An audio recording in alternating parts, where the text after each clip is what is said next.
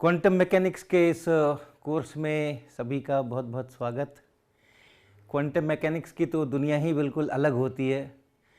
हम जिस दुनिया को जानते हैं, पहचानते हैं, बचपन से जिसमें हम रहे हैं, उसमें हमने बहुत कुछ देखा है।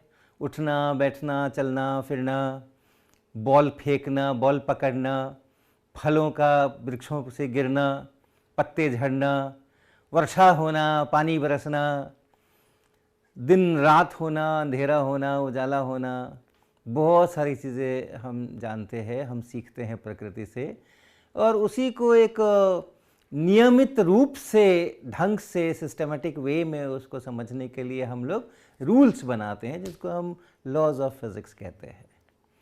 तो जितनी चीज़ें हम सामान्यतः अपने ज़िंदगी में देखते हैं और जो हमने देख देख करके सीखी हैं और जिसके लिए साइंटिस्ट ने लॉज बना बना करके रखे हैं, वो सब हम लोग एक वर्ड उसके लिए इस्तेमाल करते हैं, क्लासिकल फिज़िक्स, जिसमें कि ये सब कुछ अपनी सामान्य दिखने वाली चीज़ें उससे आ जाती हैं। तो न्यूटन का नियम सबसे महत्वपूर्ण उसके अंदर है।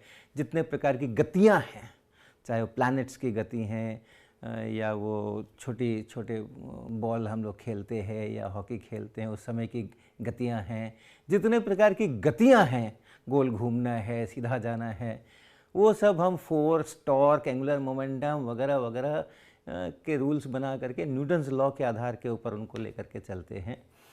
जितना हम इलेक्ट्रिसिटी से, बिजली से, विद्युत क्षेत्र है, चुंबकीय क्षेत्र है, आवेश है, ये भी हमारी अनुभव की चीज़ें हैं। हम लोग इससे भी अच्छी तरह से वाकिफ़ हैं और इनके भी रूल्स बने हुए हैं। जो भी है, ओम्स लॉ है या जो कुछ भी है, उसके भी रूल्स बने हुए हैं। कूलम्ब्स लॉ है, गॉस लॉ है, तो उससे हम वो सारी चीज़ें समझ लेते हैं।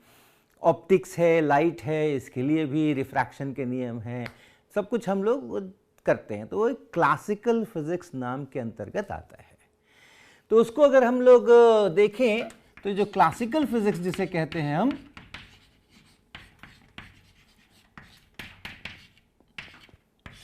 वो दो जगह पर जो हमारी थोड़े अनुभव से बाहर की चीज़ें हैं, उसमें इसमें थोड़े चेंजेस करने पड़ते हैं, इससे काम नहीं चलता है। तो एक तो है जिसमें कि हम हाई स्पीड्स जब इन्वॉल्व हो जाती हैं, जब हम ऐसी चीज़ों की चर्चा करते हैं जिनकी स्पीड बहुत ज़्यादा है, और बहुत ज़्यादा यानी कितनी ज़्यादा, तो जो प्रकाश की, लाइट की जो स्पीड है वैक्यूम में, उसकी उसके कंपेरेबल या वहाँ से तुलना करना है, उसका इतना परसेंट, उसका 10% या उसका 5% या उसका 50% या उसका 90%, उससे तुलना करना है। तो उससे तुलना करने योग्य जब हो जाए तो हम कहते हैं ओ बहुत ज़्यादा स्पीड हो गई है। वैसी हालत में जो न्यूटन के नियमों से हम गतियों की चर्चा करते हैं और समझते हैं, और बहुत सटीक, बहुत अच्छी चर्चा होती है और बहुत सटीक उसके परिणाम निकलते हैं, वो यहाँ पर आकर के गड़बड़ाते हैं। तो आम जिंदगी में तो हमें उतने हाई स्पीड्स से वास्ता कम पड़ता है। लाइट खुद आती है अपनी स्पीड से, वही हाई स्पीड से हमारा वास्ता पड़ता है। लेकिन जो एक्सेलरेटर्स पे काम करते हैं, जो फिजिसिस्ट्स पार्टिकल्स को एक्सेलरेट कराते हैं मशीनों के अंदर में, वो फिर बहुत बड़ी बड़ी वेलोसिटी से, बहुत बड़ी बड़ी स्पीड्स के साथ में उनका आमना सामना होता है। तो वहाँ पे हाई स्पीड जब इन्वॉल्व हों तो फिर चीज़ें कुछ बदलती हैं और उसमें से निकलती है हमारी रिलेटिविटी की थियोरी।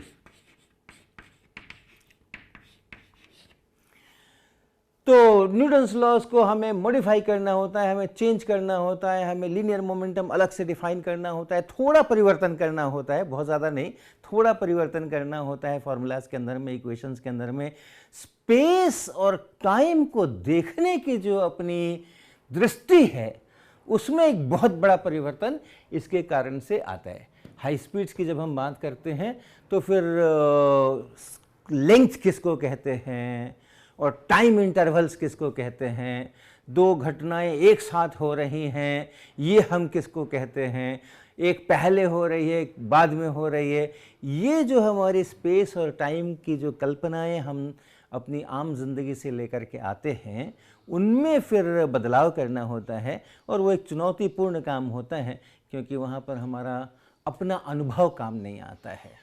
और इस कारण से हम लोग उस स्थिति के अंदर में थोड़ा चिंतन करने की ज़रूरत पड़ती है। केवल इक्वेशंस और फार्मूले इसके अनुसार हमारा काम नहीं चलता है। तो वो एक बहुत और स्वाभाविक रूप से बहुत रोचक बातें होती है जब जो हमारे इंट्यूशन से बाहर की चीज़ें होती हैं वो सचमुच रोचक होती हैं और ज़्यादा रोचक होती हैं। और फिर जब हम देखते हैं कि ये जो एक बहुत अलग किस्म का हमने मॉडल बनाया है वो हमारी वास्तविकताओं के साथ मैच करता है तो बड़ा आह्लाद और बड़ा आनंद होता है। तो वो एक साइड है।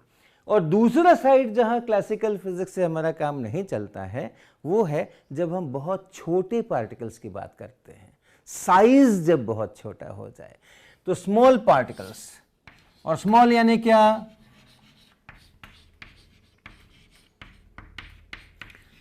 तो स्मॉल यानी आप समझ लें मॉलिक्यूल्स हैं, एटम्स हैं, न्यूक्लियंस हैं, प्रोटॉन्स हैं, न्यूट्रॉन्स हैं, इलेक्ट्रॉन्स हैं। जब छोटे पार्टिकल्स की बात करते हैं हम तो वहाँ पर फिर हमारे ये जो क्लासिकल फिज़िक्स के हमारे रूल्स बनाए हमने, लॉज बनाए हमने, उनसे काम नहीं चलता। और यहाँ तो आमूलचूल परिवर्तन करना पड़ता है। रिलेटिविटी में थोड़ा स्पेस टाइम को समझने में थोड़ा बेसिक प्रॉब्लम है और उसको अलग से समझना होता है, लेकिन यहाँ तो पूरी की पूरी फिलॉसफी ही बदल जाती है।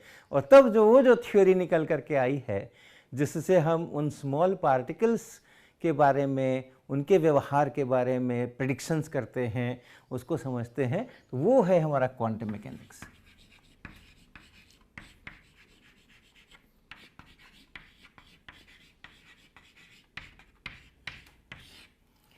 तो ये एक बहुत चुनौतीपूर्ण काम होगा कि हम अपनी सारी सोच को बदल डालें।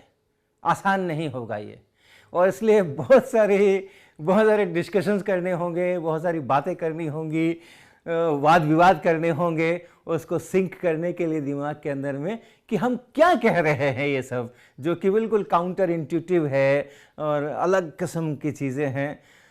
बेसिकली हमारे जो बहुत मूलभूत सिद्धांत हमने अपने दिमाग में बिठाए हैं वो भी यहाँ पर बदलने पड़ते हैं।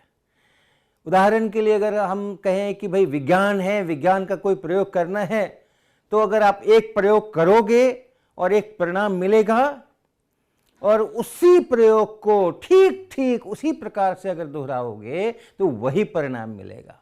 Identical experiments will give you identical results. ये भी यहाँ पर सही नहीं होता, ये भी यहाँ पर सही नहीं होता। Identical experiments, truly identical can also give different results. तो ऐसे ही बहुत सारी चीज़ें निकल करके आएंगी। बहुत सारे जो प्रश्न बहुत स्वाभाविक रूप से हम पूछते हैं, भाई इतने टाइम पर ये पार्टिकल कहाँ है, कितना सरल सा और निर्दोष जैसा इनोसेंट क्वेश्चन है ये, किस टाइम के ऊपर ये पार्टिकल कहाँ है। ये प्रश्न भी यहाँ पूछने की इजाज़त नहीं है, क्योंकि इस प्रश्न का कोई उत्तर क्वांटम फिज़िक्स की थ्योरी नहीं देती और पूछने को भी मना करती है कि नहीं ऐसे सवाल, प्रकृति से ऐसे सवाल पूछना अच्छा नहीं है। तो बहुत बेसिक चेंजेस थॉट्स में अपने को लाना पड़ेगा, तो उसके लिए हम सारे लोग तैयार होंगे।